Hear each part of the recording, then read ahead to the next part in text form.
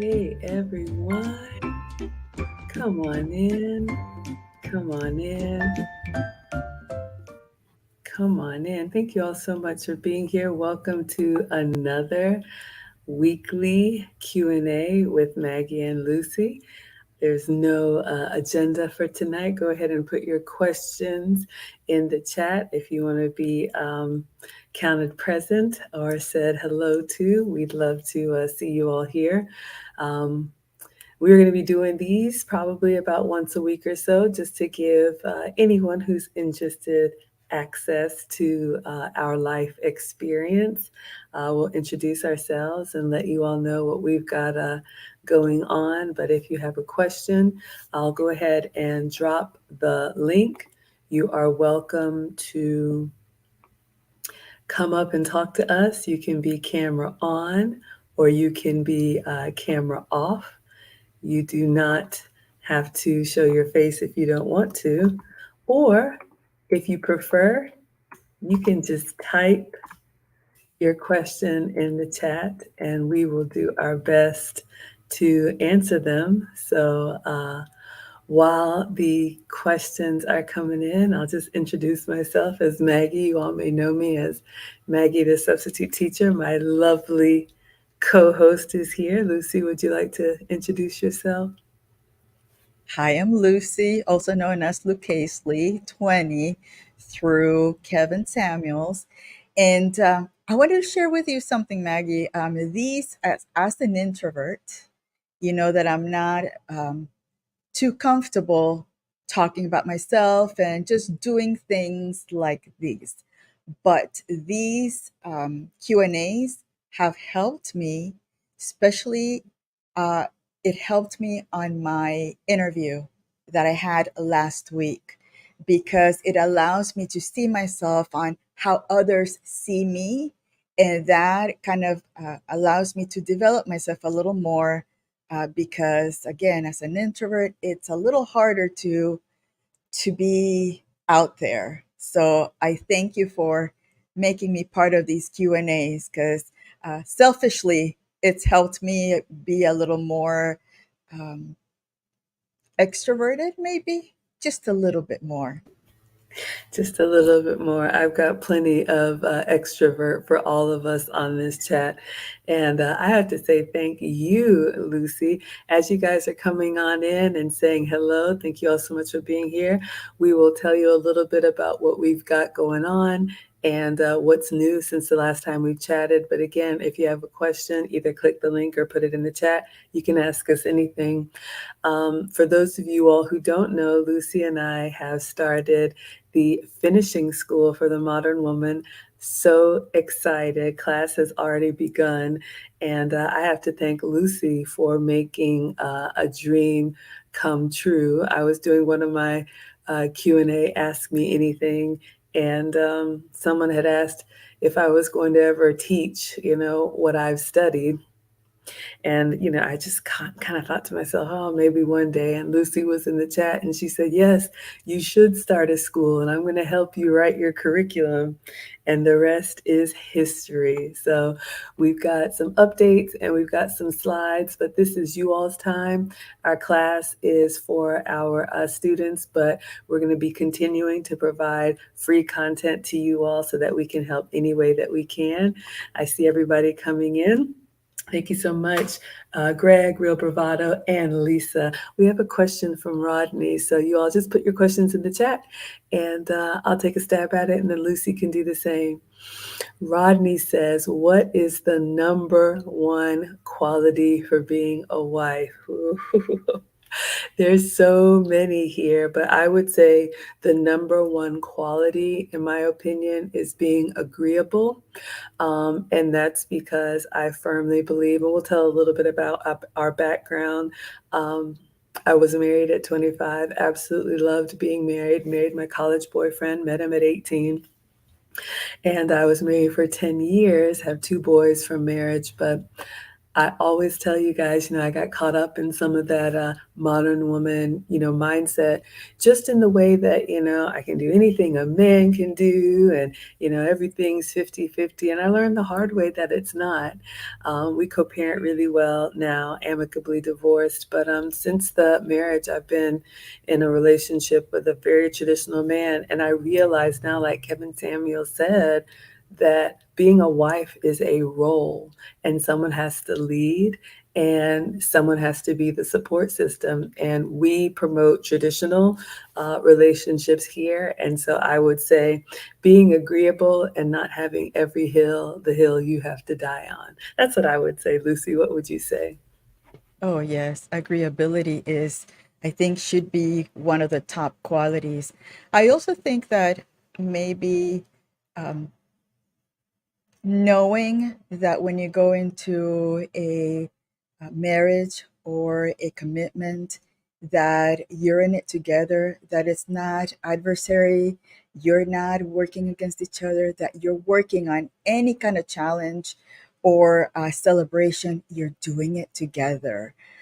There's no reason to be, well, and that's part of being agreeable, that if your husband says that something like this is going to work, let's try it out. Why not? Even though sometimes we as women think that we have a little bit of more, um, I don't know, our perspective is a little bit different. I think that allowing him to guide us through and even stumbling through those tryouts, it's okay. Um, Kaylee says she's aiming for the supporting role. Beautiful, beautiful woman. The group of ladies that we had on Saturday, amazing, amazing young women. And it's just, it gives me hope for our future. It really does give me hope.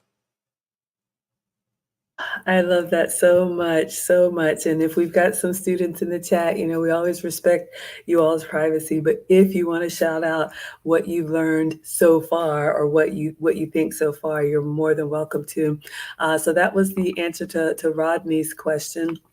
I see a question here from Next Level, and Next Level says, "Evening, ladies. Thank you for the finishing school. You're most welcome."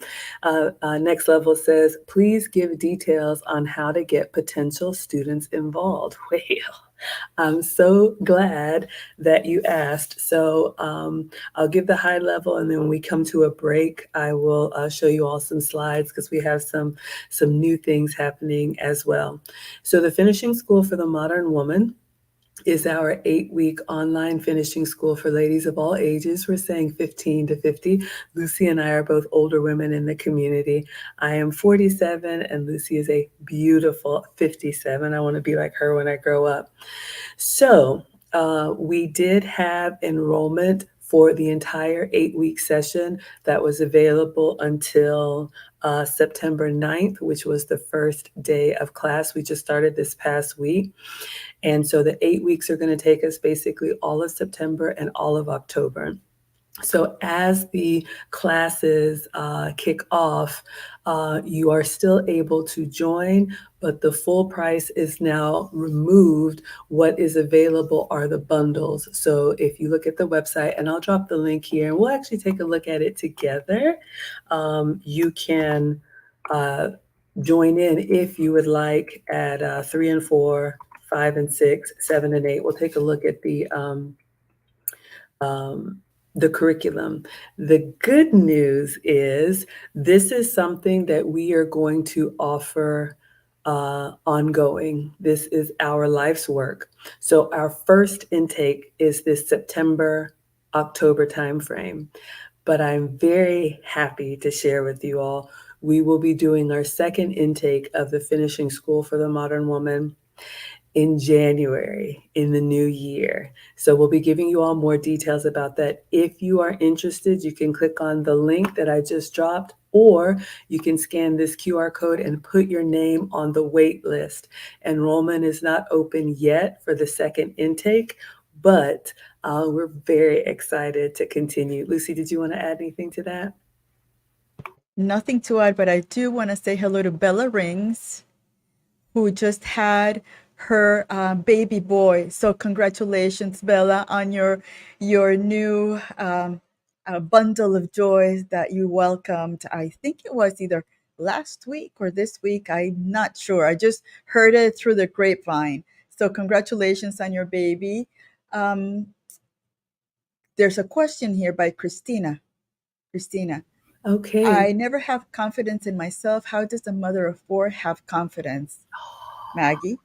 Such a great question, and I am so ready for this one and so timely.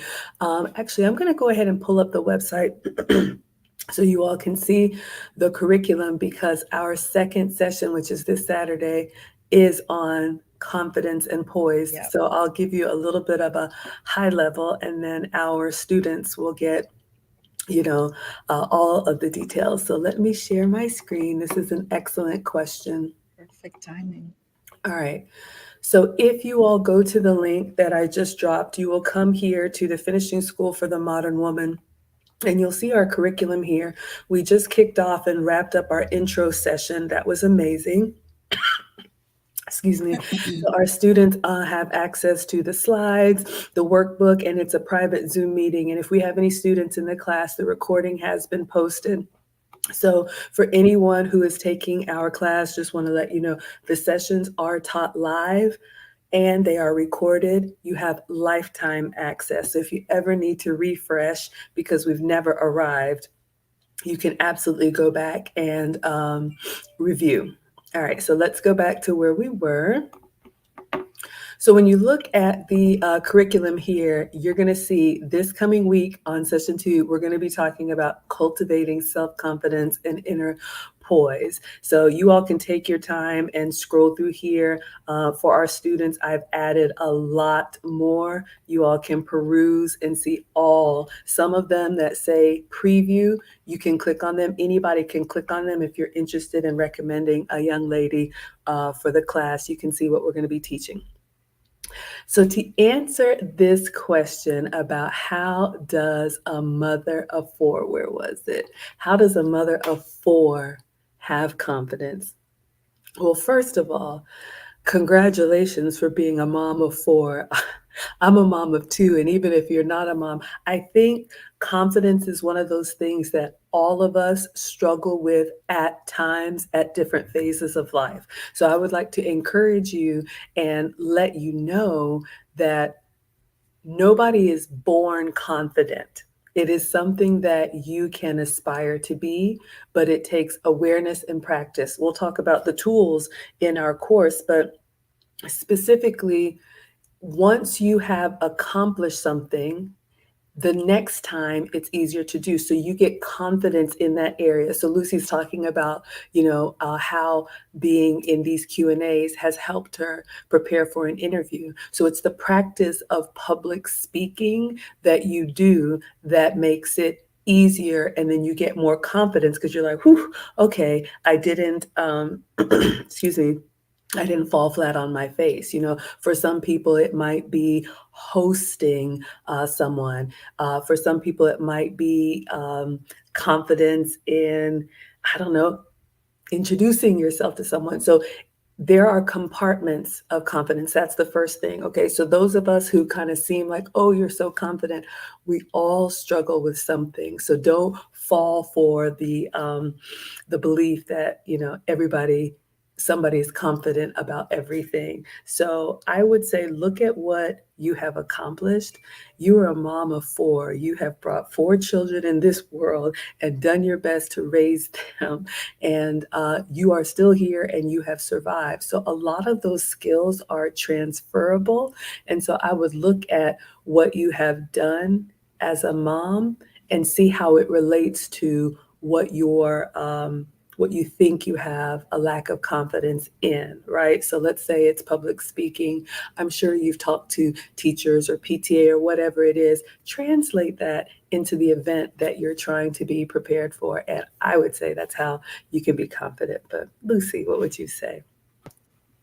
The fact that you are a mom of four, I'm not a mother. I wouldn't have the slightest idea what it would be to run around, have four little things, depending on me. That is huge. That should be a huge confidence booster. I also learned in Toastmasters, because again, that was as part of my confidence building, I attended Toastmasters meetings, which is speaking courses where they teach you how to speak extemporaneously, or they give you different tasks to speak on the following week. It was a weekly Toastmasters meeting that, believe it or not, when you're speaking to someone, when you're dealing with a group, most of the people want you to succeed. They want you to do great. They are inside cheering for you. So I think that one of the people that are probably cheering the most for you are your kids and your husband. So it's just a matter, as Maggie said, it's just practice. Practice it, maybe baby steps. The next time you go to the store, try to speak to the cashier, talk about the things that you're buying, or where could you get this special item that you couldn't find. So that's, you start building that confidence every interaction at a time. I love that. Thank you so much, Lucy. I hope that helps, Christina. Thank you for the question. We have another question from Rodney. He says, how long does it take to get over the pain and separation of divorce? Does this depend on the individual and the circumstances of the divorce? Wow. A very heavy question. And unfortunately, Lucy and I both have experience in this area, but hopefully, the work that we've done to move past the mistakes or any mistakes that we've made gives anyone hope that, there's still a lot of love to give and receive. But yes, I would say it definitely does depend. It probably depends on how long you were married, who initiated the divorce. Is it something that, you were blindsided by, or something that you saw coming? So there's really no way to time box it. But I'll just share from my own personal experience. I tried everything that I knew to do in my marriage, and I was really disappointed in myself because I'm an achiever, I'm a go-getter, and a lot of times we women make this mistake in relationships where the success that we have professionally or the success that we have academically, we think it's just going to be the same in a relationship. And relationships are very different. And especially when it's two good people, but maybe just not good for each other, it's heartbreaking. So I would just say, allow yourself to feel, allow yourself to heal, but most importantly, learn from it. Everything we had a part in, it's easy to say, well, that other person did, but we were there the whole time. And for me, I always speak from personal experience, realizing what I did wrong and then being very intentional about, okay, next time around, I'm going to get this right. And that kind of fueled me, through therapy and everything, whatever it takes for you, and having that support system. But that helped me to heal and move forward and love again. Lucy, what would you say? Ditto on what you said. And it all, every marriage, every person is unique. So it all depends. Was the a divorce amicable? Was the divorce contentious? Were there kids involved? Were there additional? Uh, did you know from the beginning that you weren't right for each other and you made it last as long as you could? Like Maggie said, was it a surprise? Was it something that you didn't know was coming? So there are so many things, and I think that having someone to talk to about it is so important, whether it's a therapist or somebody that you trust that will be giving you sound advice. I think it helps a lot. But again, the amount of time that it takes for healing, I think it's unique. It depends on how you take these things that happen in life, and how quickly you are ready to move on to the next challenge in life, and how resilient you are. So again, um, I don't think that anybody can say how long it takes. I think it's a unique part of life, and hopefully, oh, I can tell you that it does get better. Time again heals things, and if you meet in the future somebody that will allow you to walk through that healing, it's a great finding. Thank you so much for the question, Rodney. Christina says, thank you, ladies. You're absolutely welcome. Rodney has another question. He says, can the modern woman find meaning in traditional values? Are traditional values outdated? Huh? A couple loaded questions here. So I'm going to say a fervent no for the second half. And let me just define my understanding of these terms. So, to me, a modern woman is basically any woman living in modern times. You know, whether you're in your 20s or in your 50s, the world that we live in is very different from the world that probably our parents and grandparents and for hundreds of years before. You know, I'm not a historian, but if you all ever look at like human history, it was basically like things kind of progressed at a certain pace for a while, and then, you know, because of technology and industry and all wars and everything, it's just very different now. So what I have experienced and what I've seen in your question, can the modern woman find meaning in traditional values? Yes, but she has to seek it out. And this is why I'm so proud already of our students. Some of them are in the chat because they said, you know what?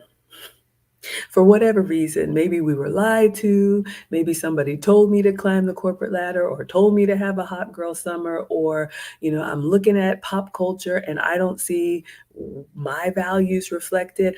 I'm going to intentionally turn the other way because traditional values, let's just face it, they're not promoted. And, you know, some of us, like myself, and maybe even Lucy, probably felt like the oddball or the late bloomer, or, you know, the one, you know, that wasn't included.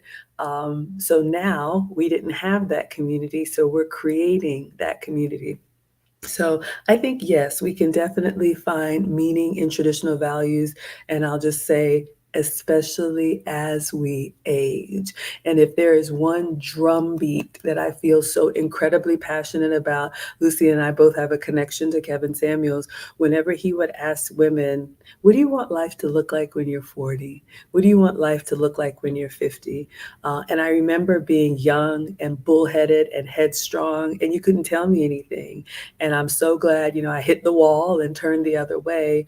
And now I'm in a very traditional relationship and I couldn't be happier, but we have to be intentional about it. Lucy, what would you say?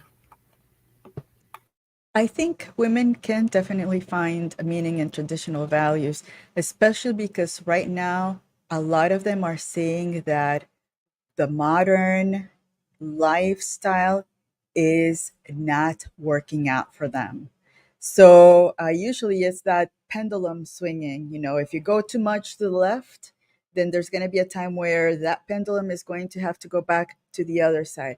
And I think that we're seeing that pendulum coming back to maybe to the middle, because you don't want to be too radical on both sides, but in the middle is good.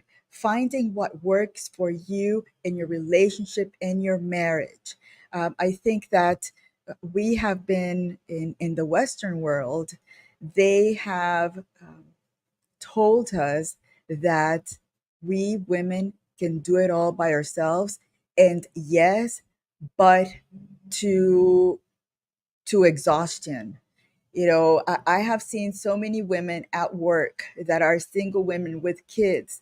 At the end of the day, they're just exhausted because they don't have that other half that could help them, at least when they get home, just put the kids in the bathtub and bathe them while they just take a deep breath and just relax once they get home. They don't have that. So I think that understanding that there's a reason why marriage was created with man and wife, and why we're complementary to each other. I think it's so important to find that meaning in that, maybe modern day marriage. 100%. Absolutely. I'm seeing everybody come through the chat. Oh, thank you all for liking the live stream. This is our gift back to the community. Of course, Lucy and I have the finishing school, but it is important that we give back. And so, we're here to answer your questions and be of service. So thank you for the likes and the support, but we are here for you all. Rodney says, I see the importance in creating a community of wives and wifehood. I'll speak to that. I know it's not a question. Again, if you all have questions, just drop them in the chat, or you can click the link. I think I pinned it in the chat. But that community is a huge component of how we are successful. Women are, of course, we're emotional creatures, but we're also social creatures. When have you ever heard the term monk mode applied to a woman? We're not. If you see little girls, they just start talking and playing together. That's just how we're built. And I always say that, we are not equal. We are equally valued, but men and women are very different. And I just think, I was talking to my guy earlier, and, for my students that are in the class, we're going to talk about this. One of the things that he said is that you're already feminine. You just need to stop fighting it.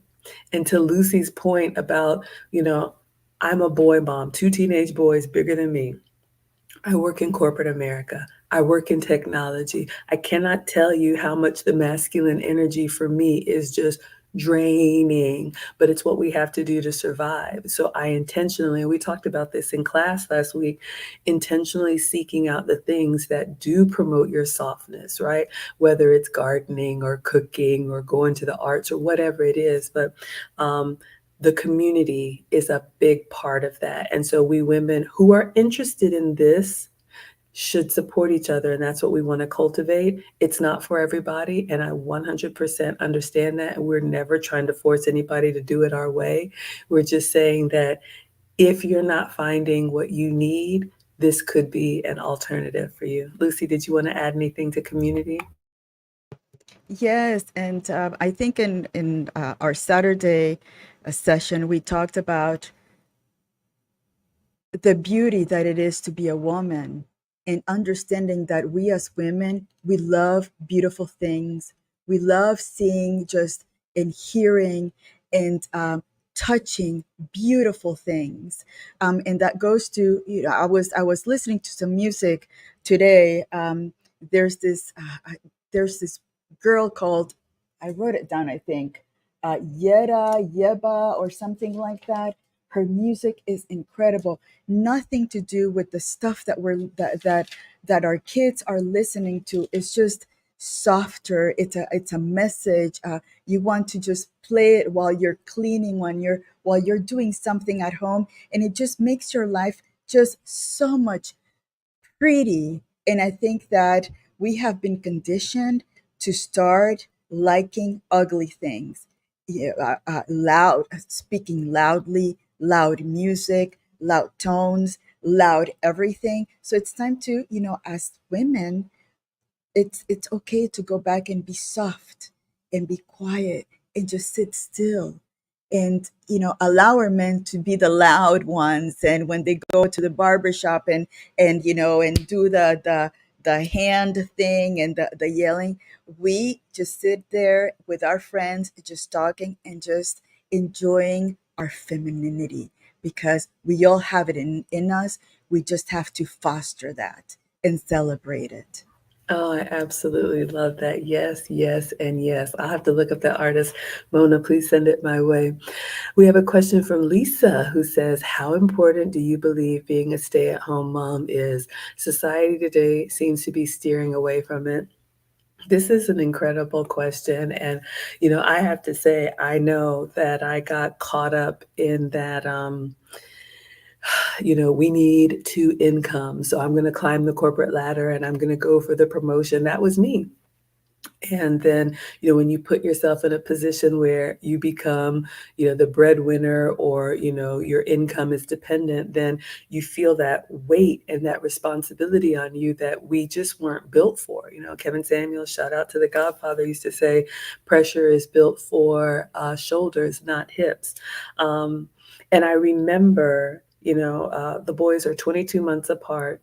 And I remember working and then just taking a few months off and then, you know, the commute and going to work and then picking them up from daycare and coming home and trying to make a meal and trying to keep a clean home and just everything that you just think that you're supposed to do. It's incredibly difficult. I think the problem is a lot of us set ourselves up for a lifestyle that is promoted that requires, excess of things, and so we set ourselves up to work for that, and I'm a working mom now. I mean, look, this it just is what it is, but I think especially for my younger, consults, because I do private consultations as well, I will tell any young woman, don't just go to college because you think that's what you're supposed to do. If you definitely want to go and you want to study something that can either help your family or you really are passionate about a certain field, by all means. But likewise, if you know in your early 20s that you want to be a wife and a mother, I say go head first for that. Use your youth and your beauty to um, to put that towards your family. Because those of us that are corporate, I've been corporate since college. It's another town hall. It's another leadership change. It's another set of goals. And after a while, it's just kind of like rinse and repeat. But, the joy that I get from being a mom and having, family and taking care of my loved ones, nothing is better. Lucy, what would you like to say about stay-at-home moms? I wish I could share the joy of having children. I don't, unfortunately. But what I do know about stay at home moms is that my mom was a stay at home mom forever. And the one thing that we knew for sure is that the constant was going to be her at home waiting for us with a warm meal. So I think that as long as you and your husband come to an agreement that that's what you're going to do, and there are going to be some sacrifices that you're going to have to make, especially financially, and you can make it work. It's my mom made it work with 5 kids. My only dad, the only one that worked, my dad and my mom was the one at home trying to cut coupons and doing all of these uh, financial kind of working her miracles magic with the amount of money that we had, because it was a one person bringing in the money. She made it work. It was a little tough at times where we even helped bringing in some of the money, working, delivering papers and all that. But that's part of what makes the family grow and enjoy and say, remember when we were 14, how we used to go in the snow to deliver paper and then collecting the money. And then that is something that you and your husband need to understand, that it's going to create sacrifices, but at the end, it's going to be something that you will see that it was a benefit for you. 100%, yes, and thank you, Lucy and Mona, for the music recommendation. I'll be listening to that because I got some more documents I have to do for work. But yes, trying to exit as soon as I can. Yes, we talked about fighting femininity.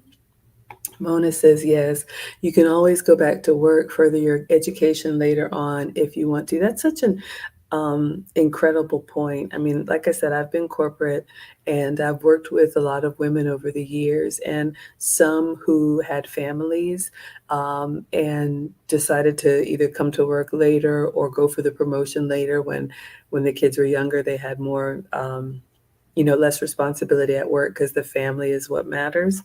Um, but I only know one in my 20 something years who was happy to be like one of the guys, like staying late, coming early, all that stuff. Like it just, ladies, I will just tell you that most of us will slow down. It's natural.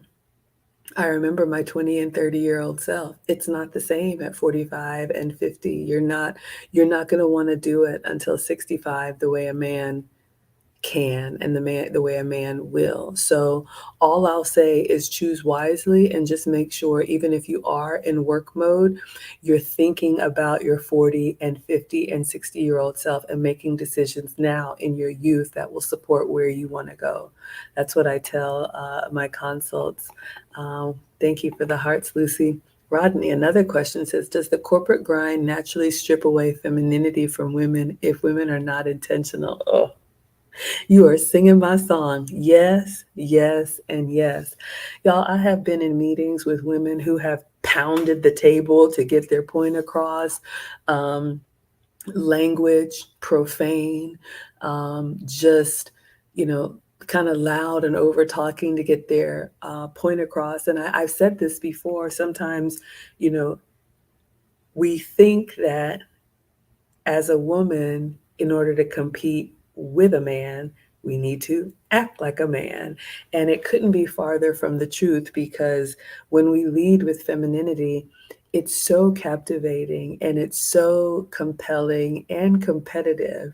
And I'm working on that and intentional about still showing up as Maggie, even if I've got a big presentation to do. But yes, corporate America is competitive. It just is. Every company wants to be number one in their field, right? You all know how it is when somebody retires or leaves, there's all that jockeying for position. Who's going to get the promotion?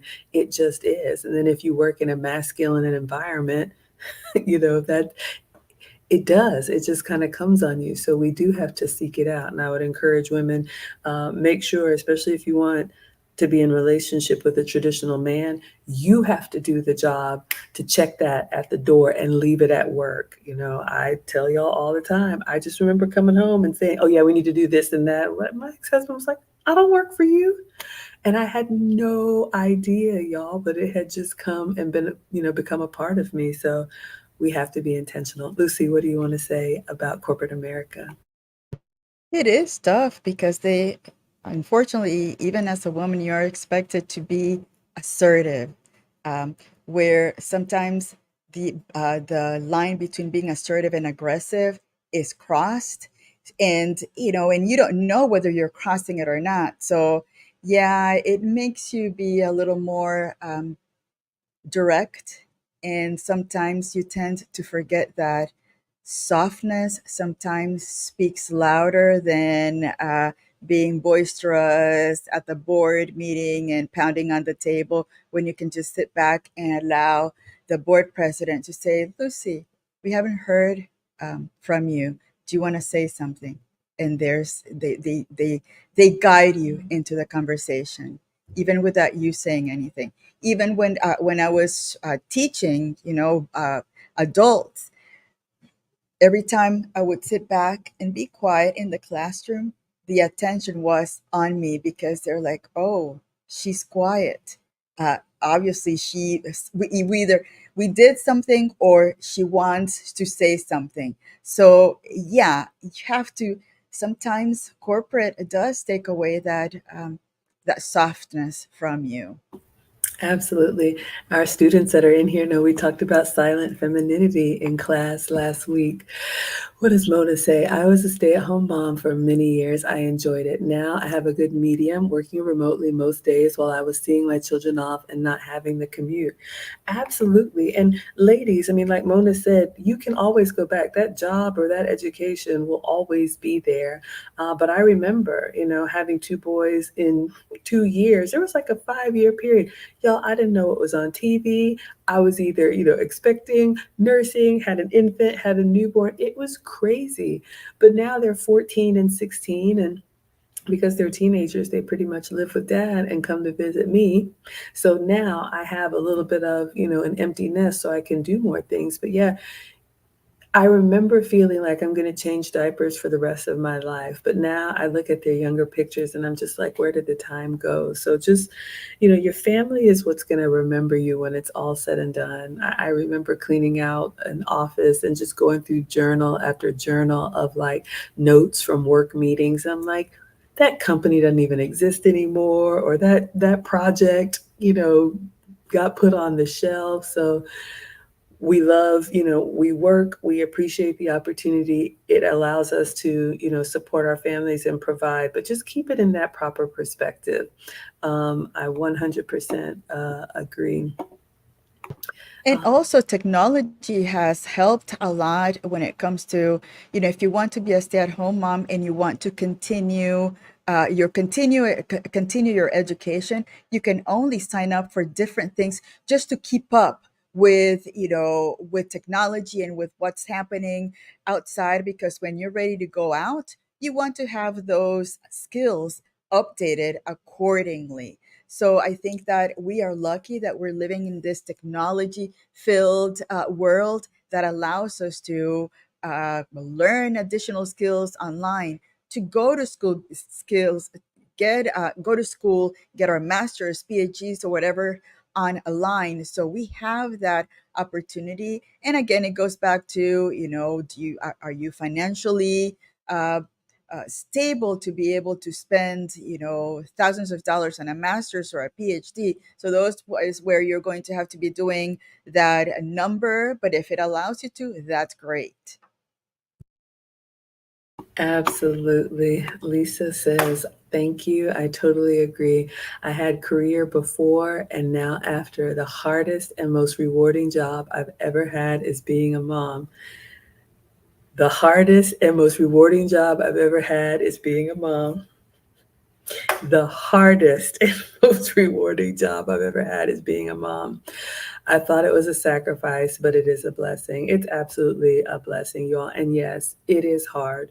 I know, again, pop culture, and that's why I separate myself from a lot of it. But most of us, none of us, if you're here, you didn't grow up with a silver spoon and, multiple nannies and whatnot. Our parents made it work. We ate leftovers. We went out sparingly. We wore hand-me-downs. But I'm sure those of you all that had that type of upbringing like me, very simple, humble beginnings, immigrant family, both Lucy and I, but in both Lucy and me, but incredible memories of our childhood and just, fond memories of what we were able to do just, as a family. So just keep it in perspective. And I'm guilty of it too. These kids don't need all the stuff that we think they do.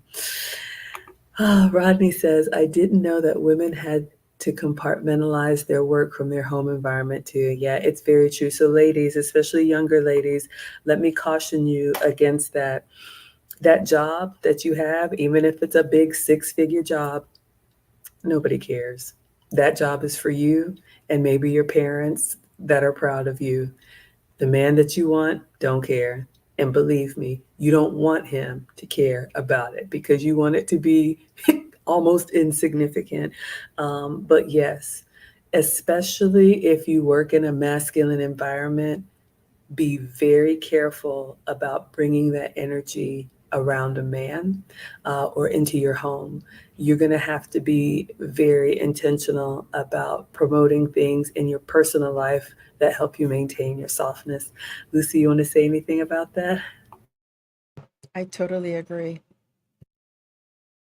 Look who we have here, one of our sponsors. I am so excited when he comes here. You all know him and love him, none other than Brandon Eljet. He's got a question for us.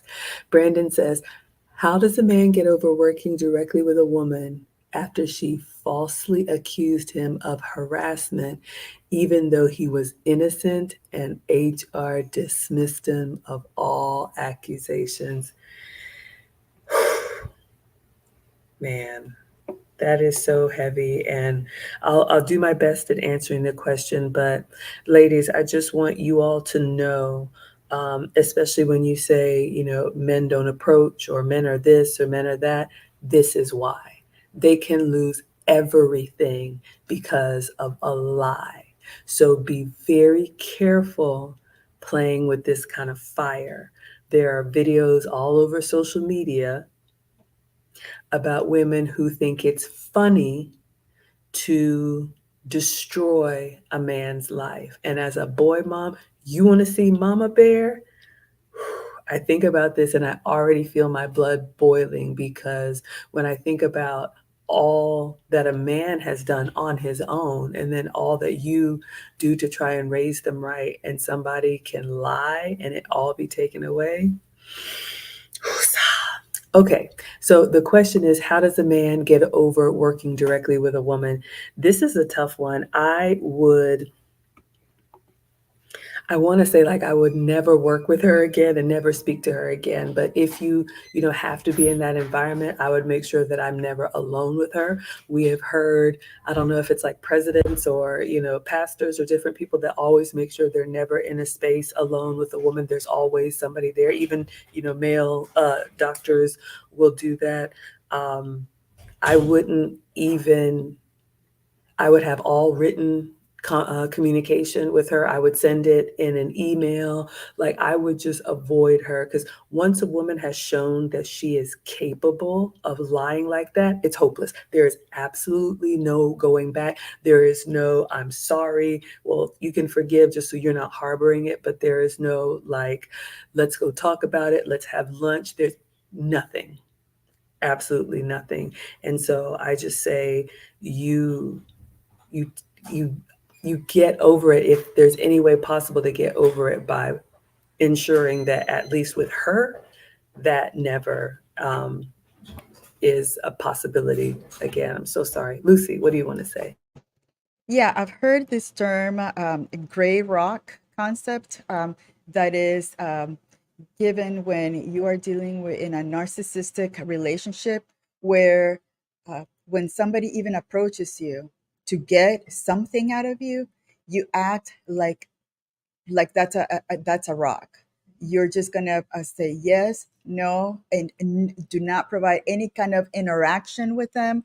As long as people are around, you're going to be cordial. That's it. Never get yourself in a situation where you could possibly be alone with this spawn of Satan, because that is a woman that has made it her job to create allegations that would possibly destroy a man. That is awful. I am so sorry to hear that.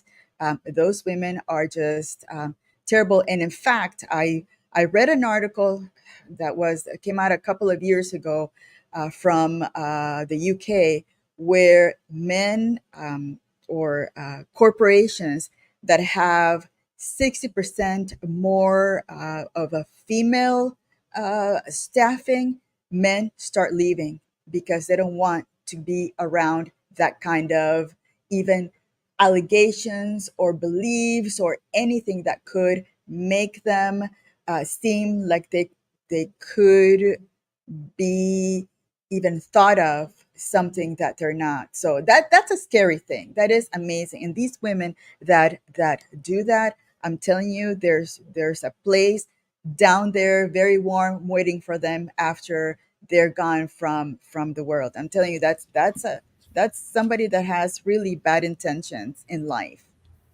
Yeah, I would agree. And I see what you're saying, Jay. I hate that, especially for those of us women who would never do that, we kind of get lumped in, like all of us have to pay the price for it. But I would just say, as an older woman speaking to younger women, ladies, let the men have their space. We do not need to be nosy. We do not need to insert ourselves into their conversation.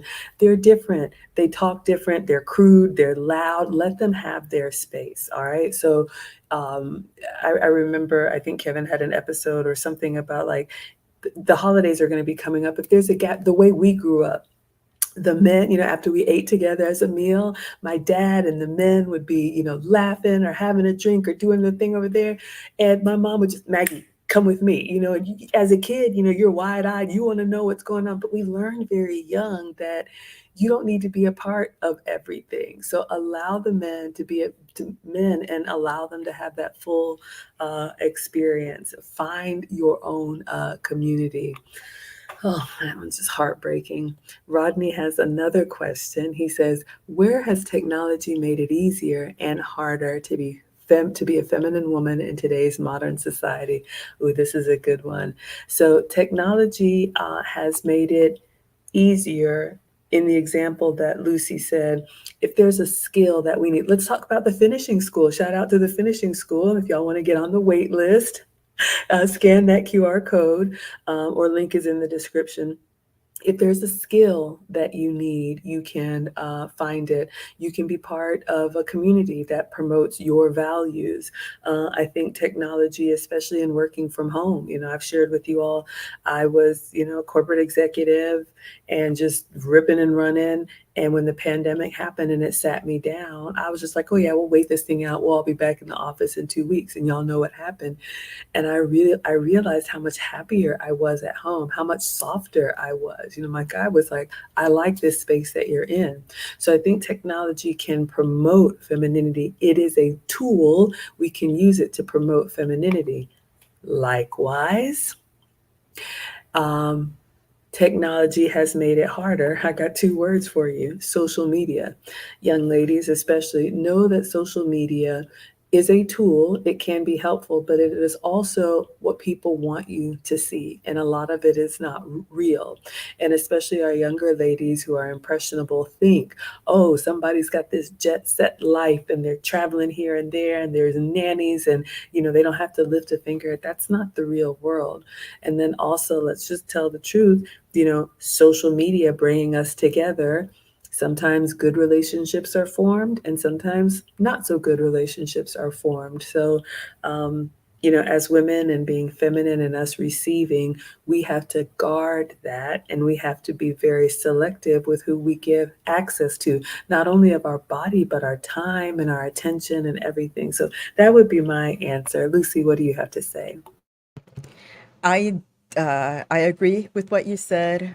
Technology has made it easier for for us women, especially those that seek attention, to get more attention, and that is not a good thing because now we're seeing a lot of those younger ladies going into social media to show everything about them, not leaving anything for that special person that later on they're going to be marrying. So, Lady Novo, I'm so sorry you're not feeling well. Yes, just you can listen in. We'll continue to talk. Just rest, take some tea, lay down, relax, and we'll continue here. So get better. So yeah, in a way, it has made it very easy for women to get the attention they're craving, whether it's good or bad. That's going to be later on. They're gonna find out whether they took the right approach or not using social media. Um, you can also learn a lot through social media if you select the right channels. There's a lot of feminine elegance, etiquette channels on YouTube, on TikTok, and all that. So that's where you have to be very intentional about the things that you're going to watch, see, listen to, and experience. That is so true. So as you guys are coming in and the questions, keep them coming. I'll share with you guys what we have coming up with the finishing school and other things. But Lucy hit the nail on the head, and our students know we talked about three things that you need to do on that journey. And social media is one of those things that you may need to look at as you're adjusting. Your interaction so that you show up as the best version of yourself. Rodney says, great points. Lady Navoy says, I love you, ladies. We love you too. Proud of you guys. And gracias, hermana. You wish it was just that simple. Yes, please take as much time as you need. Y'all know I was struggling.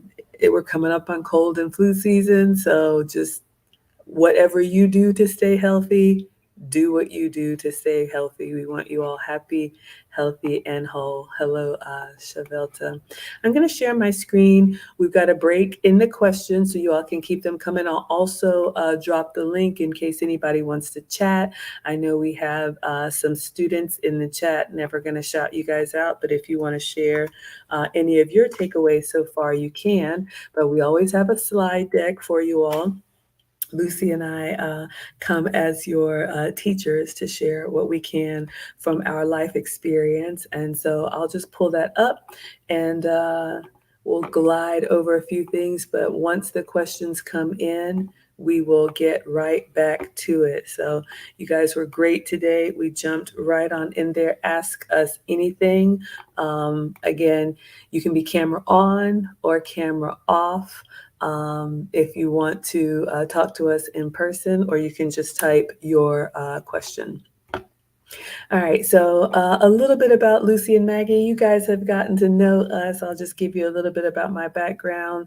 I do have, well, I'm a divorced mom of two boys, 14 and 16. I was married for 10 years. I've been in a long-term relationship since then. So I guess since 18, and I'm 47, that's pretty much almost 30 years of being in relationship with two people. Um, Got a bachelor's degree from Spelman College in chemistry, so I'm a nerd, and then an MBA and an IT certification. So shout out to STEM.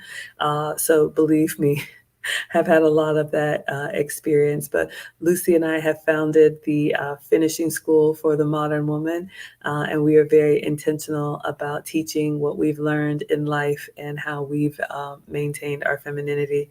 Lucy, would you like to share a little bit about your background? Yes, I've been, just like Maggie, I've been in the workforce for many, many years. I have a bachelor's in vocational education, have been teaching adult students anything and everything from call center skills to new computer skills and so forth. As far as marriage, I was married for 11 years, went through a divorce. Then now I'm married for 16 years with a wonderful husband, a happy marriage, do not have any children. So anything children related, I talk to Maggie about because she's the one that has the experience, or my mom. My mom with us five kids. I mean, she can tell you some stories about all of us and going through life with, and moving from country to country. She would make a great storyteller, maybe write a book about her. Um, so, yeah, and then found Maggie through, I think, I don't know if it was through the lead attorney or Kevin Samuels. I think it was Kevin Samuels and then the lead attorney. We got together and here we are. Here we are, absolutely. I see a question here. I know Brandon's been going back and forth, and then I see you, Betty, in there. So Brandon shared a scenario about a man who was falsely accused, and it was cleared up. But I said, so the man might have to leave even though he did nothing wrong. How does that fix the problem long term? I understand the impact of leaving, but does that make it right? No, it's absolutely not right. I say if you have been cleared, you hold your position. You did nothing wrong. And I think when people make accusations like that, especially when they are wrong, I think if anybody should leave, it should be her. But I would say, the presence of the man saying there, you tried to take me down and it didn't work, is a constant reminder for her. She messed with the wrong one. What do you say, Lucy? I agree. Anybody with some kind of I don't know, a concept of embarrassment or shame would have already left that job, but apparently there is none there. So I think that you should walk with your head up high. You did nothing wrong. And ultimately, she will be found out by the rest of the people in the corporation that she's no one to trust. So unfortunately, at this point, there is it doesn't make it right for maybe the man having to leave that environment.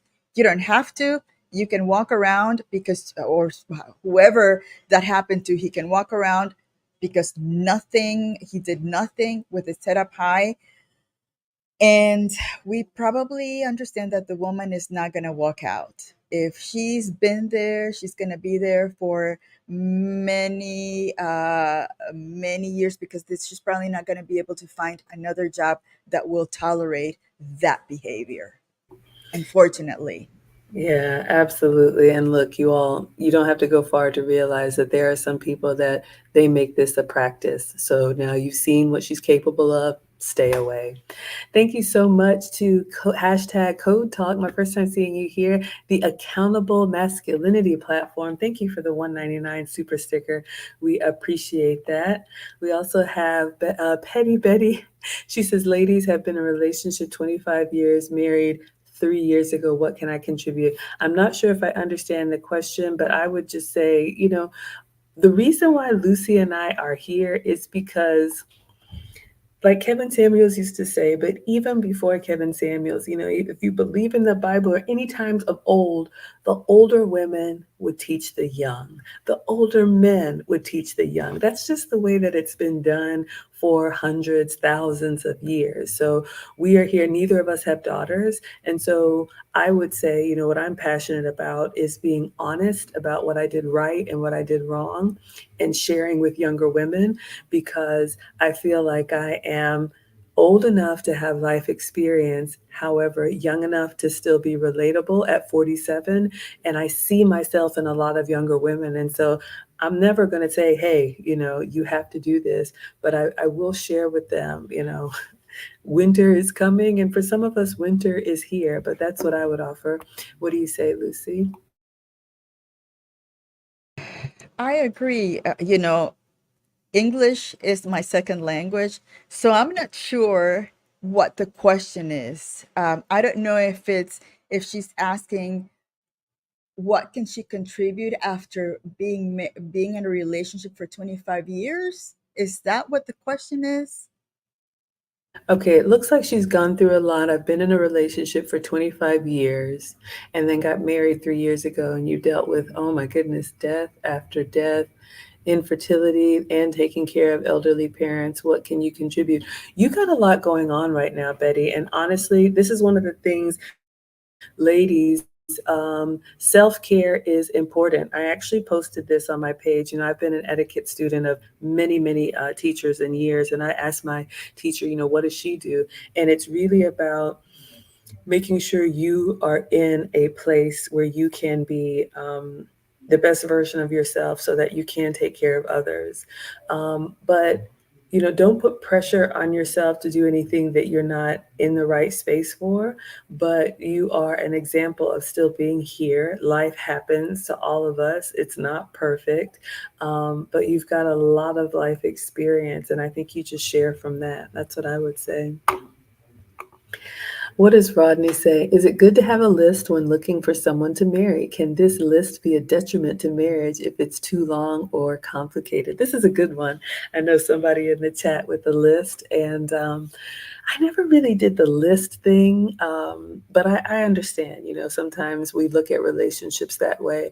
I would say this: if you are marriage minded, both men and women, and this is what I tell my consults and anybody who's interested in marriage, because marriage, husband and wife, they are two distinct roles. And I know mistake that I made and mistake that a lot of us make. Sometimes we just jump into relationship and just think marriage is going to be like that continuation of dating. When you lived over here, he lived over there, you guys got together and had fun, and you go out or whatever, and it wasn't the burden of life or the responsibility of children or bills or elderly parents.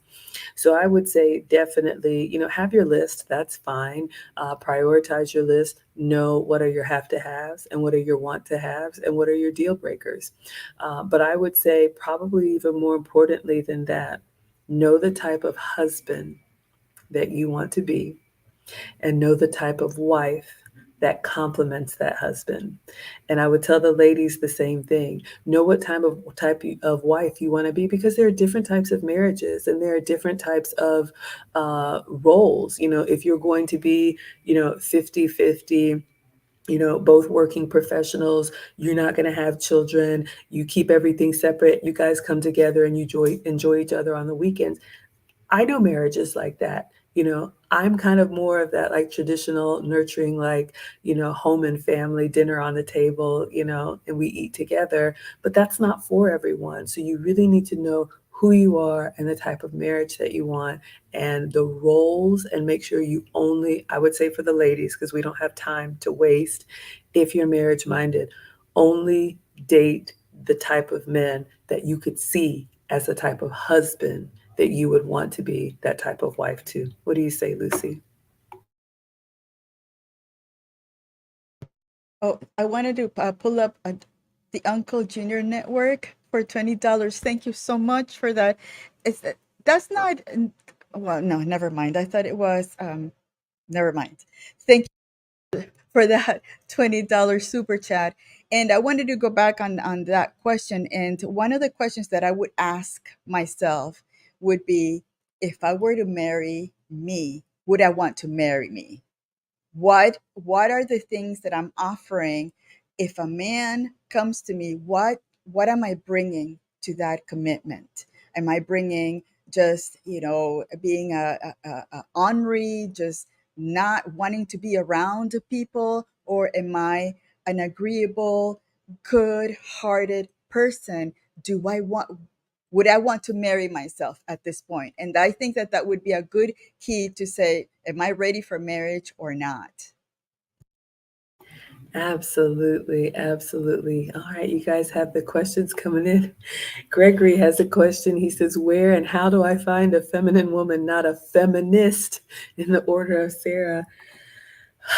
We're trying. I mean, those of us who promote traditional relationships, we're trying to create that community here. And Lucy and I have kicked around the idea, if our students are interested in, some are open to introductions, some might want to, come and present themselves in a stream, or, some type of elegant matchmaking. I don't know. We're talking about all those ideas, but I would just say, to answer the question, Gregory, I would say our network, and this is what I tell the ladies, the network that you have is so powerful. I know people now use the apps a lot, and I know I'm older and that's before my time. I like to say, and I like to believe that when like-minded people are together, conversations naturally happen. And then from the conversation, you can see if, there's an attraction or anything there that you might want to explore. So I would say, your network, letting people know the type of woman that you're looking for. And are you kind of exclusively looking for that type of woman for marriage? The type of women that are not marriage material, I would just advise a man, you can't rescue them. You can't change them. You're not going to shame them or control them into it. A woman has to want this herself and kind of seek it out. So that's what I would say. What do you say, Lucy? They are out there. They're just the quiet ones. They're the ones that keep it to themselves. Because again, heaven forbid you state that you want to be traditional at this in this Western environment, especially in colleges. You're probably going to have the mob want to. Is that concept of crabs in a bucket? When they're doing it bad, they want everybody else to do it for you. So those are the ones that keep it to themselves. They're out there, but they're not boasting it out because that's not the way of doing things. And again, it's I think we're going to be creating a network of those women that want to be part of this,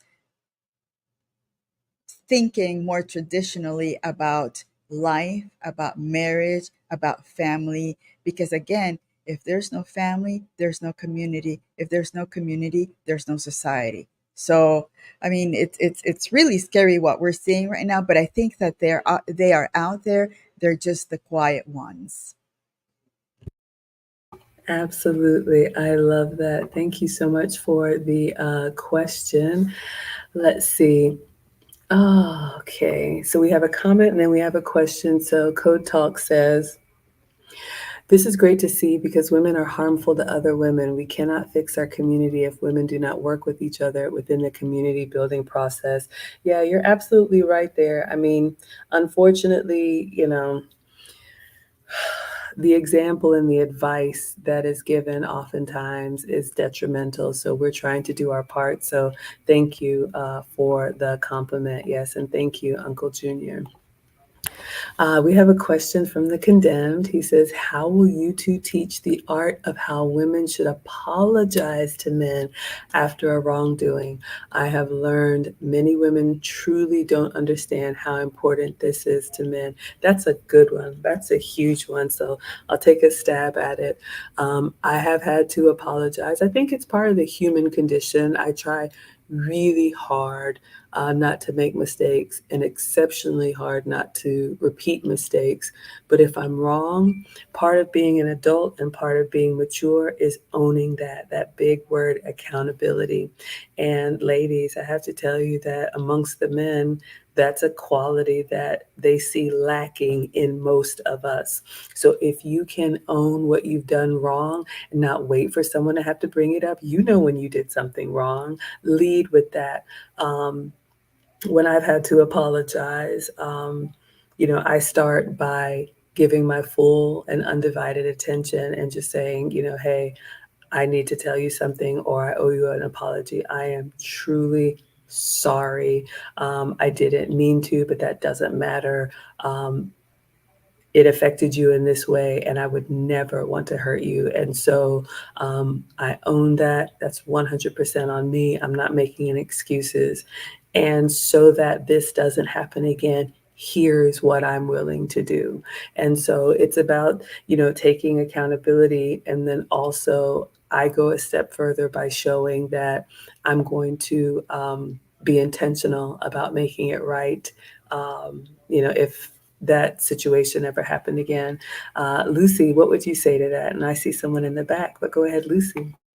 I agree. And also, it has to do with being able to be humble. Just humble yourself and say, you know what, we all make mistakes, and if but that takes a lot of self-reflection.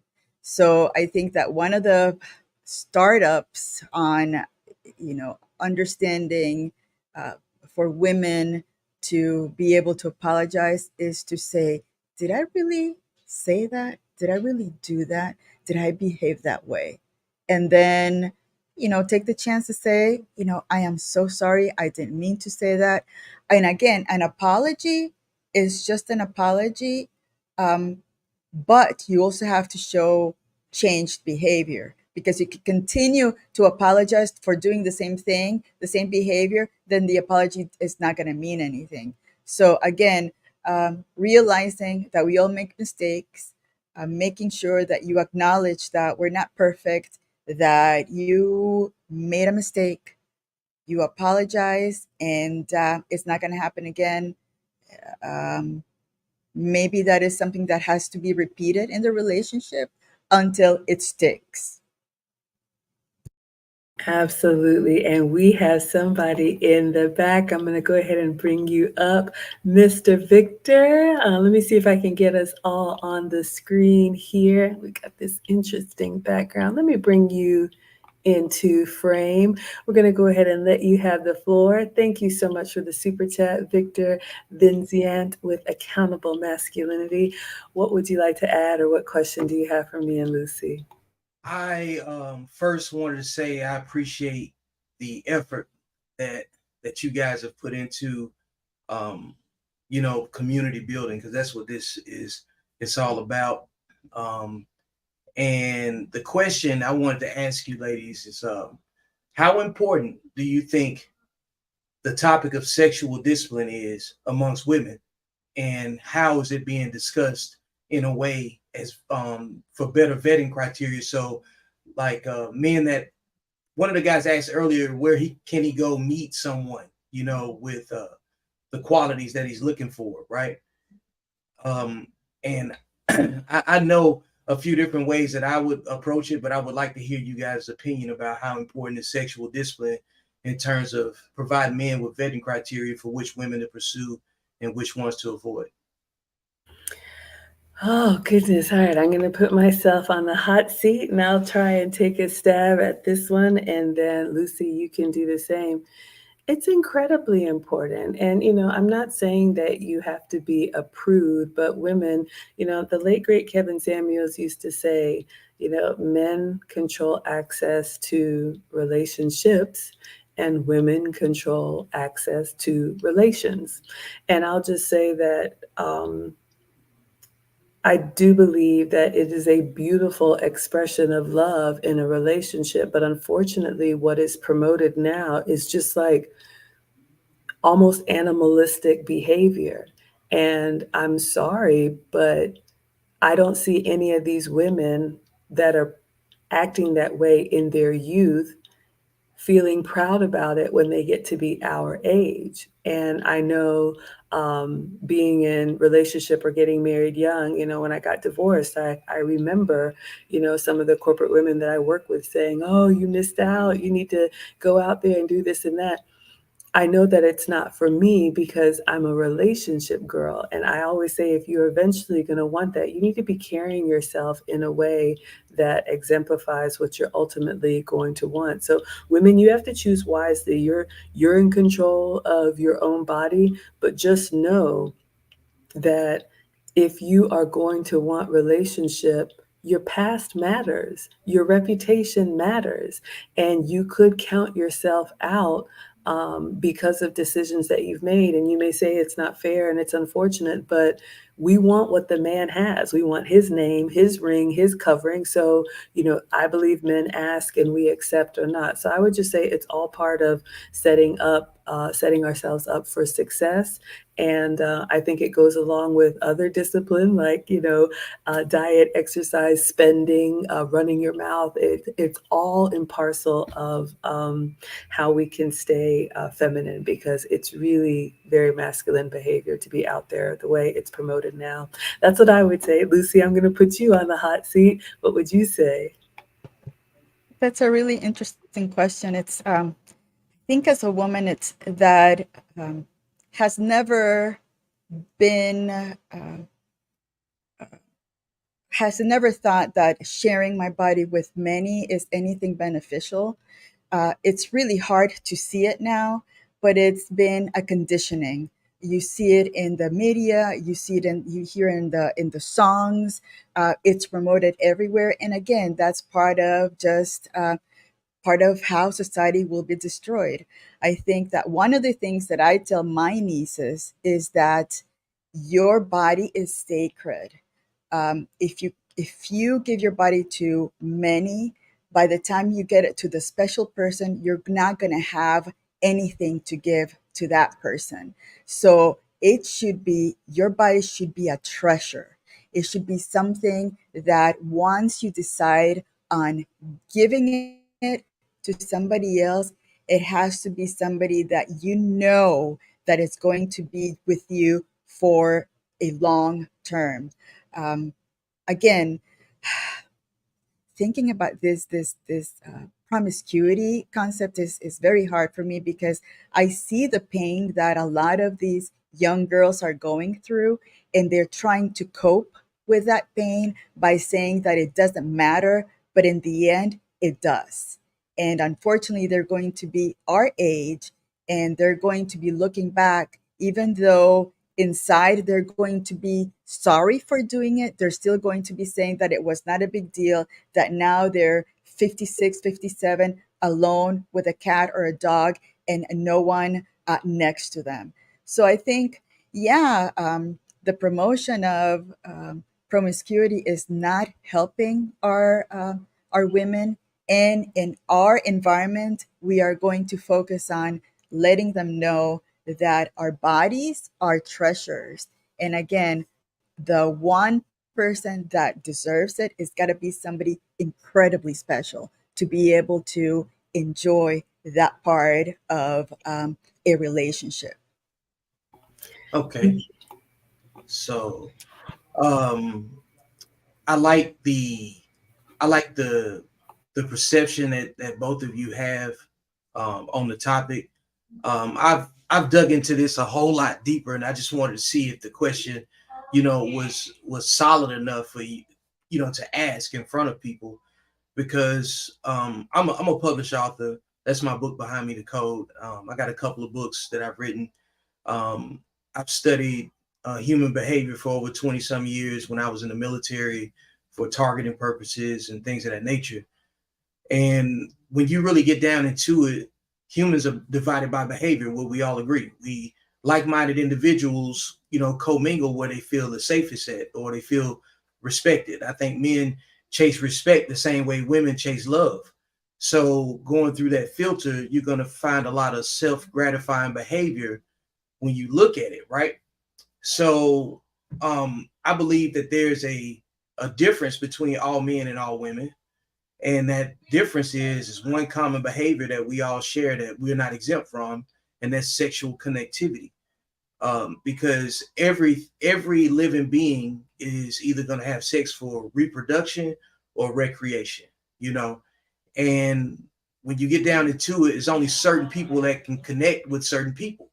Like the people that are in your network and your audience won't be attracted to the people that are in the ratchet audience. Like there will never be an attraction, never be a reason to have a romantic connection. So when you start getting down into who's connected to who, you can't help but look at the way people are raised, because that's how you operate in the world. You take the way that you were raised out into the world, and you try it against, various situations. And you either say, hey, my mom taught me this.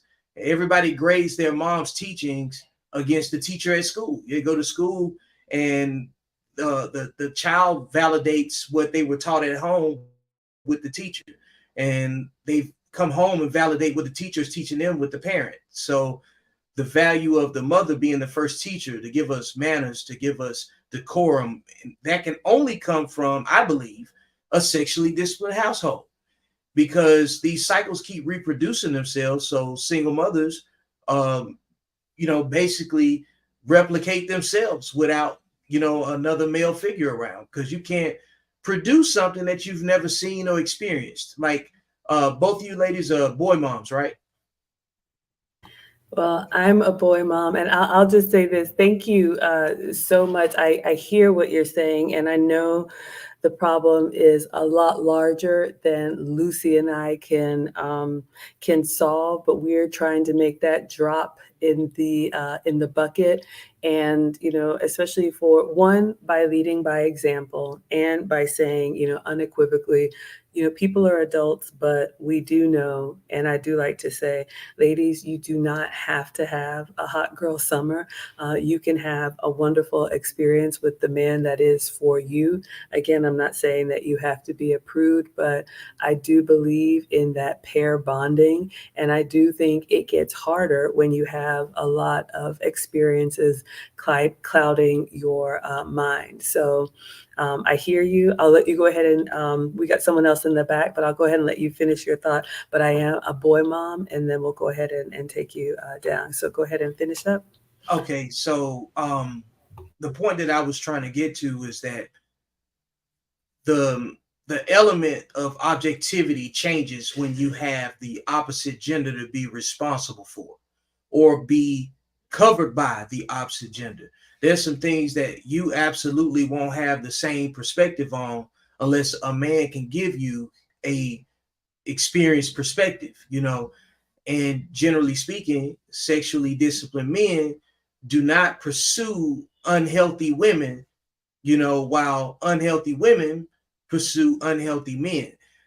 So like there's a demographic of men and women that aren't going to be attracted to each other the same way. You start looking at the statistics, and I think generally speaking, 80% of women have their children out of wedlock, with 16% of men, which is a 5-to-1 ratio, which means five sexually undisciplined women are competing for one sexually undisciplined man to make their kids out of wedlock with.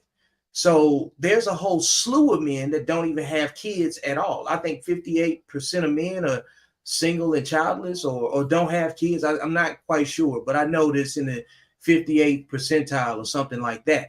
So there's a whole demographic of men that can't get the woman that they want. And, they have to change geography in order to make that happen.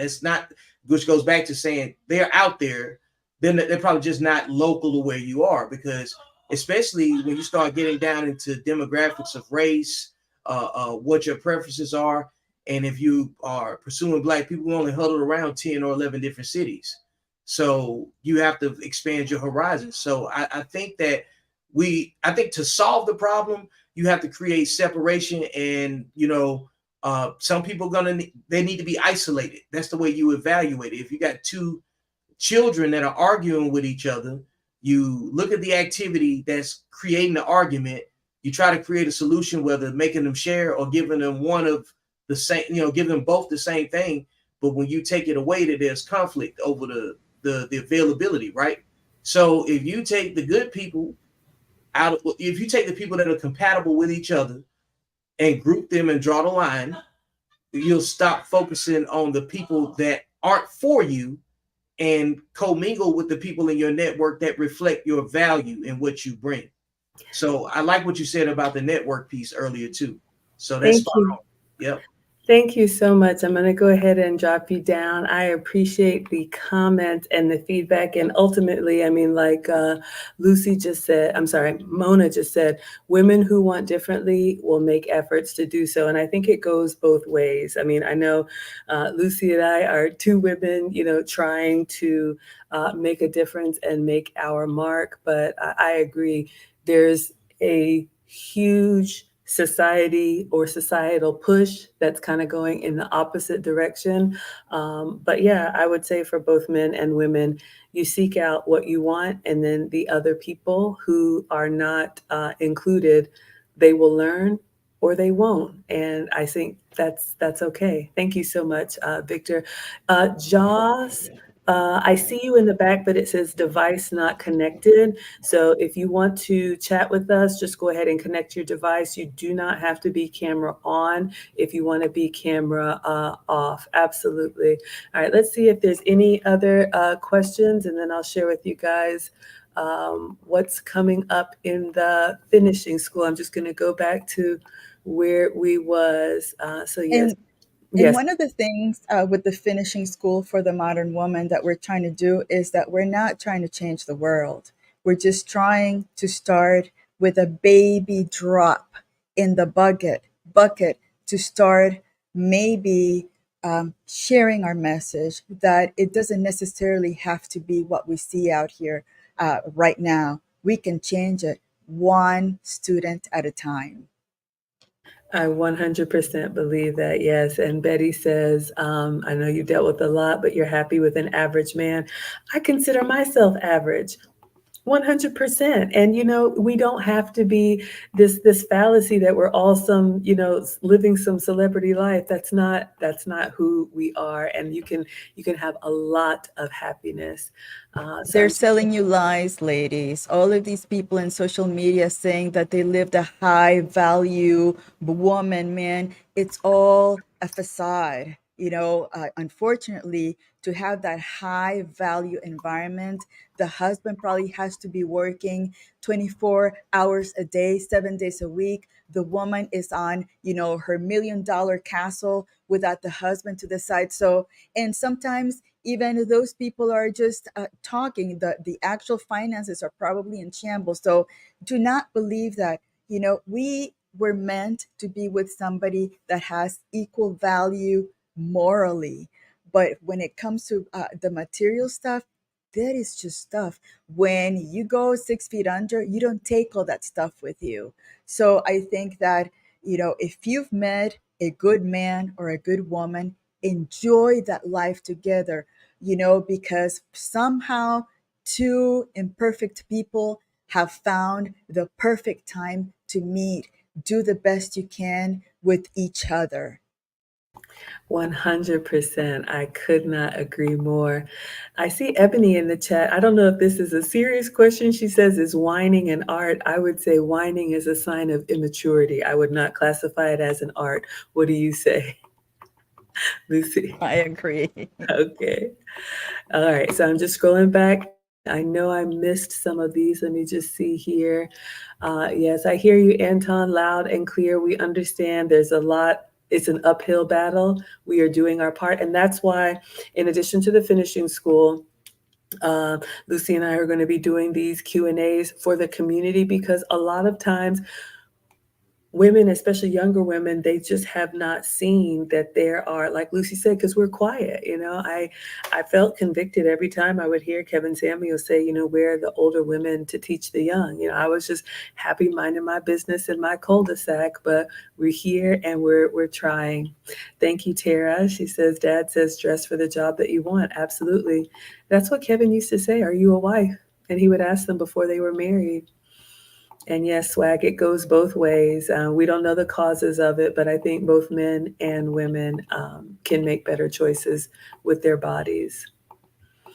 Um, I think the question was just about separation and looking for what you want. Hello, the African wolf.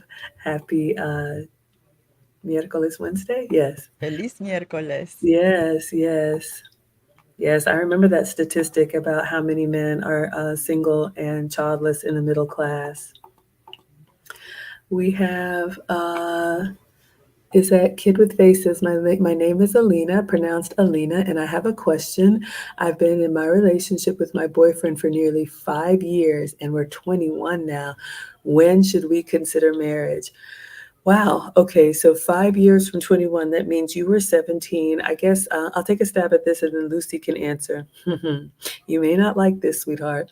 Um, it depends on how old he is, if you all are of the same age. And also,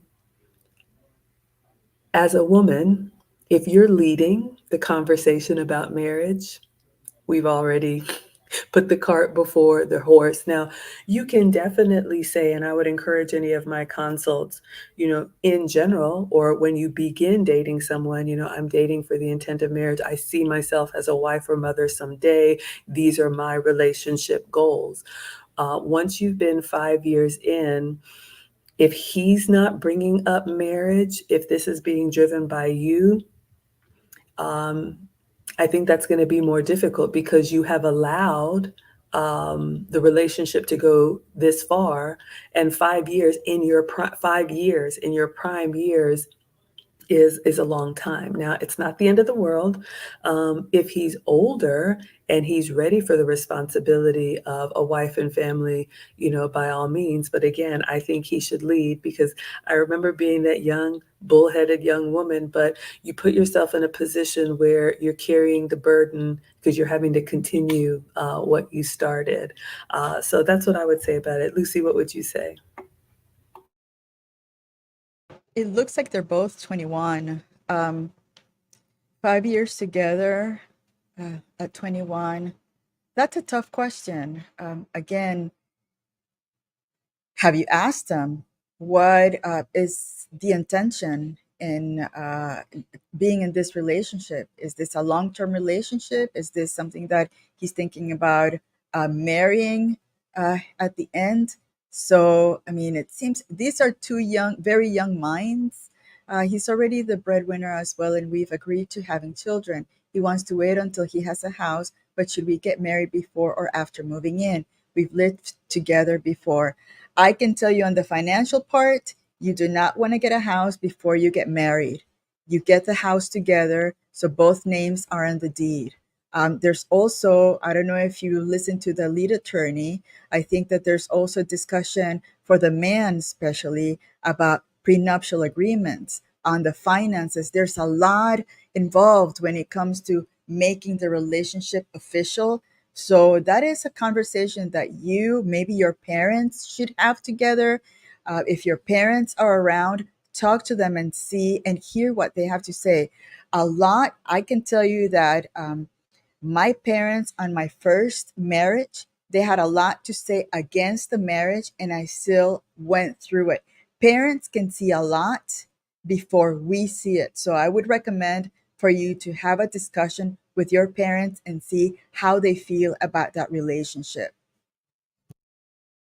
Yeah, I would agree. I mean, you're both very young, and I would just say, as a boy mom, I've told both of the boys and they're teenagers.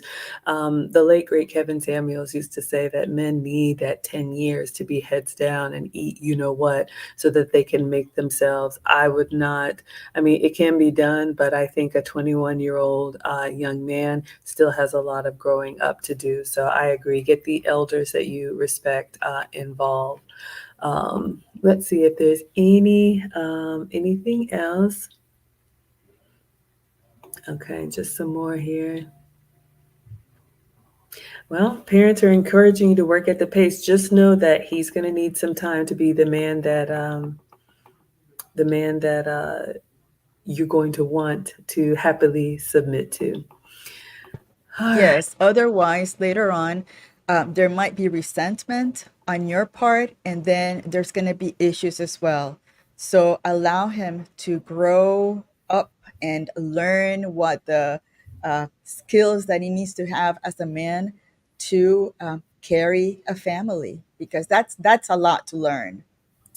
Absolutely. We've got Gillis here. She says, even in my time, being a virgin was lame if you were a teenager. I think it's a common young in crowd peer pressure situation. I didn't do anything because of a strict mom and I couldn't leave the house.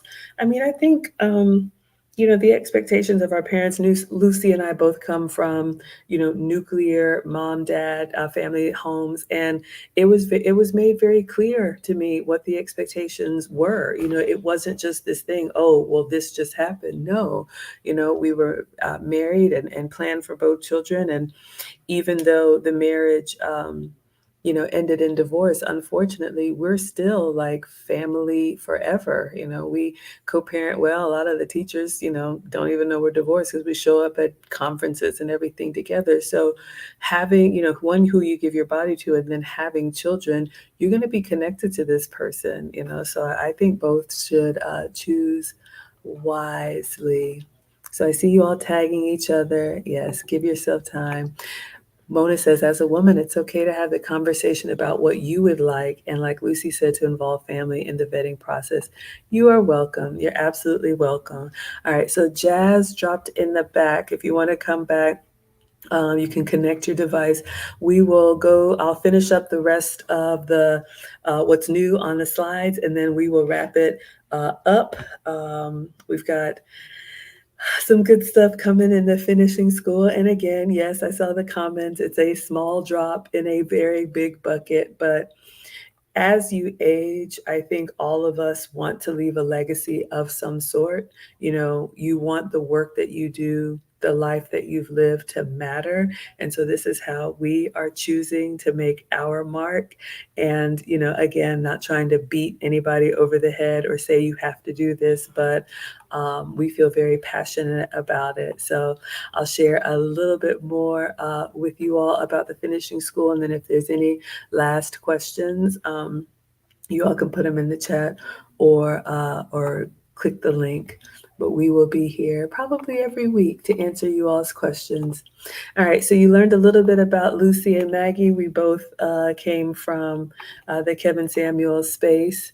So again, ladies from age 15 to 50, we have several guest speakers. We've talked about this, but let's see if I have. Oh, let me see. I want to find that we have a new bonus for you all.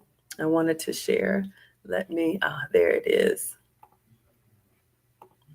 So, in addition to the curriculum that you all saw, I am very, very pleased to share. We have something coming for our students.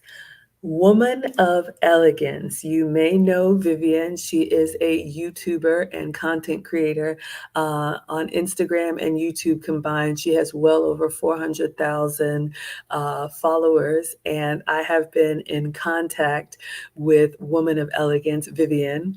And she gives etiquette advice, lifestyle advice, beauty, jewelry, all of that, proper dining. These are things that we're passionate about. We're going to touch on in our class for women who are interested in that. She is also a published author, like our former guest, and her book is 30 Day the 30-Day Guide to Elegance.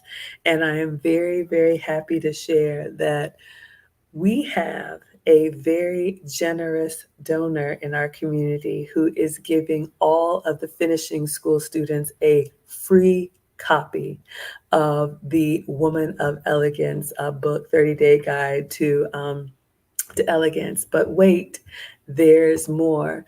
Not only, let me bring this back up, not only are you all going to get the book, but in the spirit of continuing to give back, I asked Vivian if it's okay that I teach the material in her book, not only to our students, but to everyone. And I am so grateful and so excited that not only is she providing that for any ladies who are interested, we are going to be having, I wish I had a drum roll, I don't, the Elegance Boot Camp for the Modern Woman. What is that? I'm so glad that you asked. So, like I shared with you all, our class is 8 weeks. It is, let me take this down so you all can see. So class has begun September and October. Our students are meeting with us every week for Saturday school. We're talking to them about elegance, etiquette, femininity, being the best version of themselves for whatever their goals are. It could be relationship, it could be job opportunity, it could be a business investment, it could be meeting the in-laws. And that is going to wrap up with our guest speaker, Sarah Bodenova. October 24th, she's going to come talk to us about feminine body movement and gestures and language, because there's so much that we can communicate without saying a word. But for the month of November, we are going to take Vivian's 30-day guide. And Lucy and I are going to do a 30 for 30, maybe shout out to ESPN, but every day from November 1 through November 30th, we are going to teach for 30 minutes the topic from Vivian's guide with her blessing, and she is going to join us. So she's going to pop in and make an appearance. I am so excited. We definitely want to give back to the community. Some of you all have invested in yourself in the finishing school, but we are committed to giving back to everyone. Lucy, do you want to say anything about the Elegance Boot Camp?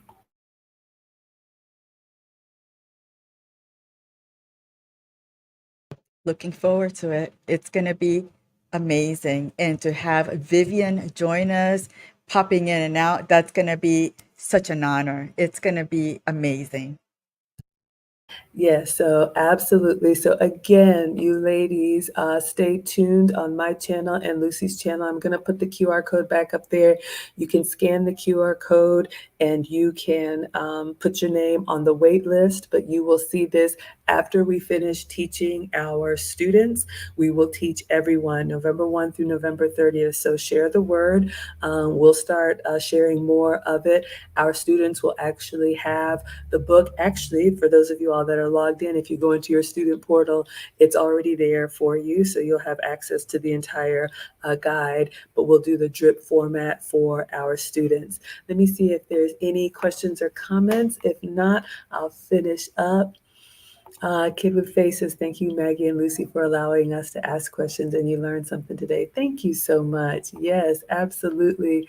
Yes, it's a drop, but it is our love. Yes, Next Level says, is the link for the finishing school in the chat, or how can you find the QR code? I'm going to drop it here, and let me share my screen again so you all can see what we have going on here. I think the link is in the description, and Mona dropped it as well. All right, so let's see here.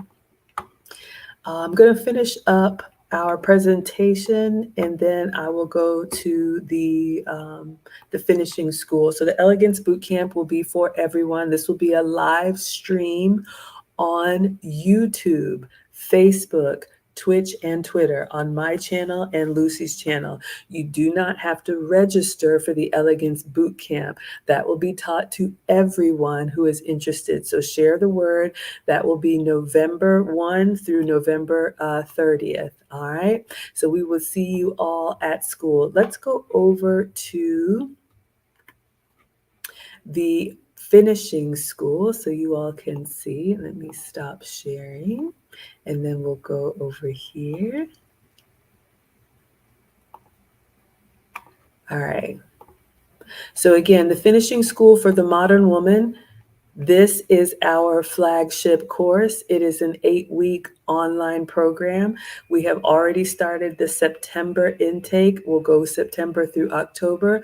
However, you all can come and see the curriculum here. If we have any students that are in the chat that want to chime in what their experience has been so far, they can.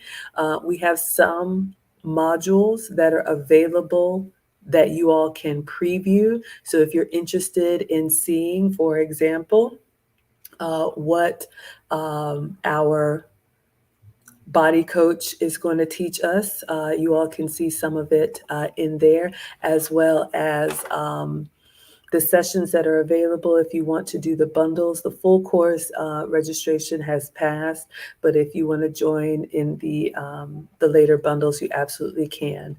You can also add your name to the wait list here, and as soon as we have registration open for the next intake, which will be January, we will let you all know first if you're on the wait list. So September and October, classes in session. November, free class for everyone.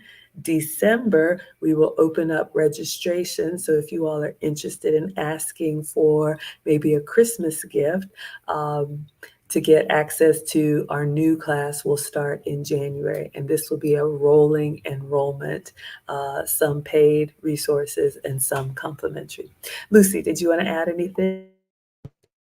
I think you have said it all. I hope that you can join us for the 30-day. The boot camp is going to be fun. The Zoom sessions are amazing. The classroom, the students have said that they enjoy smaller classroom because they feel like we're giving them one-on-one attention, and indeed they do get that, one-on-one attention. They are hopefully enjoying it. Session number 2 is next Saturday, and it's going to be about, God, I think I wrote it down. I'm not really sure what we're looking at in Self-confidence session 2. and poise. The confidence, yes. Mhm. Yes, that's going to be very interesting. And no, this is going to be, again, like I said earlier, even though we saw a comment about it's a very small drop in the bucket, it's like a drop filled with lots of love, intention, good intentions, and a lot of hope that we can make it better.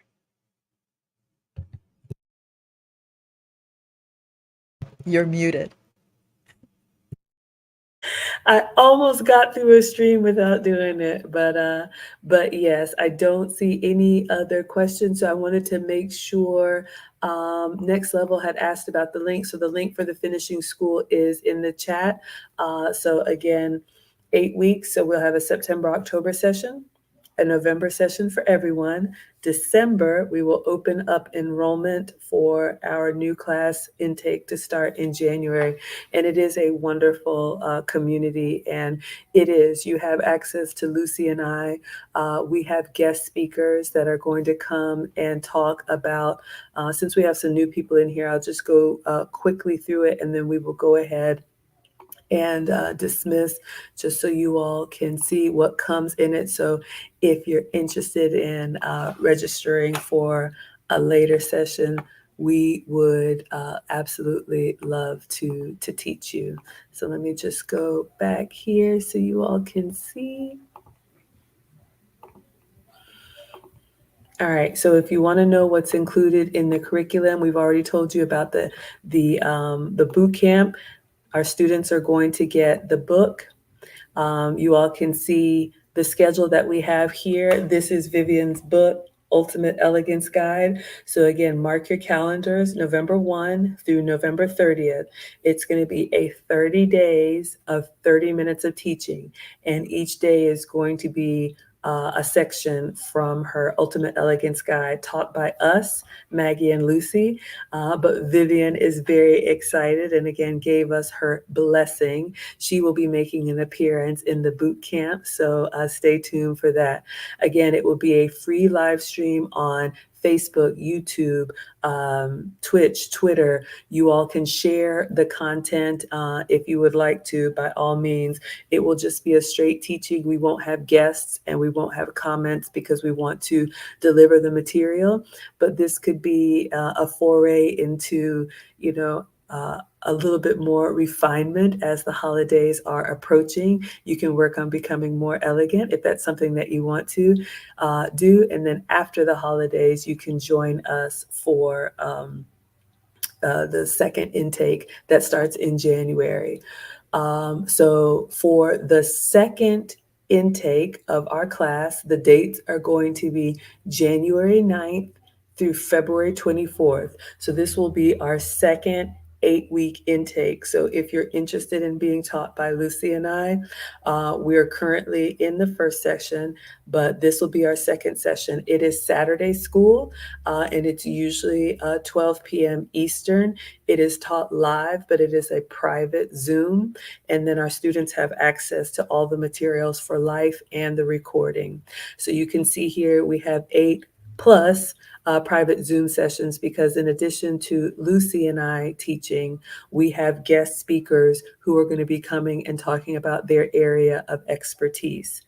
You all know we've talked a lot about why, if you're a woman who wants to refine, you can fill in the blank, but our focus is going to be promoting femininity. If you want to shut off some of those masculine tendencies, if you've been given feedback that you're more masculine than you want to be, that's what we're working on. If you want to move more elegantly, if you want to be more graceful, if you want to carry yourself like a woman and not I'm going to zoom in on myself here. My students are going to see this, not a female. We talked about that, not a female. If you want to be a lady, we definitely want to promote that. I think my students know what that is about. Let's see what else we have in here for you all. If you want to work on having better etiquette, we talked about that in class, knowing what's appropriate and what's not. We're going to be talking about that in this session and the January section. So again, how do you register? Put your name on the wait list, and in December, we will open up registration for our January session. So you might be able to ask for it as a Christmas gift. Our guest speaker in January will be Lauren, who is a consult of mine. She's an attorney, has been working on balancing her femininity in a masculine environment. You all will see her. I'm actually collabing with her in the kitchen tomorrow. She's coming by. We'll be making banana pudding. Sarah is going to talk to us about our gestures, body movement, body language is so important. Ria, my personal stylist, I worked with her at the Coca-Cola company. She's a former Nike executive. She's going to talk to us about style and your capsule wardrobe. Caitlin, my photographer, is going to be talking to us about showing up well in pictures, the importance of your headshot, and how you can look your most photogenic. Oh, and I'm clicking on, there we go. Christine, are you hospitable? Can you welcome people into your home? Do you know how to host a dinner party? Do you know how to serve? These are all things that my network is going to talk to us about. So anyway, we've shared this. You all, these will be available to all of our students. So as the dates are scheduled, if you are a student, you will have access included in your tuition. And you all know her and love her. AV has a knack for home decor, and she's going to talk to us about making sure you set up a warm and welcoming space. So hopefully you all can see the caliber of speakers and what we're trying to promote. We're going to be talking about femininity, confidence, poise, dining, social etiquette, business, international, and communication. So just wanted to share that with you all. Let me come out. That will be as part of the January session as well. So Let us see here. Let me take that down. Lucy, did I miss anything or are we ready to dismiss? Before we dismiss everyone, I want to thank our moderators. They're working very hard at showing us the links and everything else. Thank you so much for your hard work moderating. I understand what it takes to do that, and you've been doing an amazing job moderating our chat. Yes, thank you all so much. Thank you all for the support. And like Khalees says, this is available for if you know any ladies, our youngest age. We even have a teenager in our current intake. So we would say as young as 15, and the learning never stops. So thank you all so much for being in here. I'm so glad you guys are looking forward to November. Lucy and I will be here to do these Q&As with you weekly, probably every Wednesday. So if there's something that comes up and you have a question and you want to get a perspective from some older women, we would love to help you and do our part. So, with And that it's being, always, sorry, it's no, always the feminine perspective. We can't speak on the masculine side. It's always on the feminine side, just in case. absolutely. Yes. And so, we talked about that a little bit in class. It is something that you can cultivate and it is something that you can work on. So if you feel like you're harder, louder, harsher, more aggressive, more masculine than you want to be, it's definitely something that you can refine. And that is our life's work and what we will continue to promote. So, yes, yes, yes. The coaching and putting it into practice is the most important, and I think the benefit of being our students. So, with that being said, we try to keep these, 90 minutes, 2 hours at the most. We're going to go ahead and dismiss everyone. Thank you all so much for being here. Thank you, Code Talk, for the support and for clicking the link. Thank you, the Uncle Junior Network, for the $20 super Yes. chat. Very, very generous. And thank you all for spreading the word and for supporting our community. Until next time, we'll go ahead and see you all then. Good night. Goodbye. Buenas noches. Buenas Adios. noches. Adios.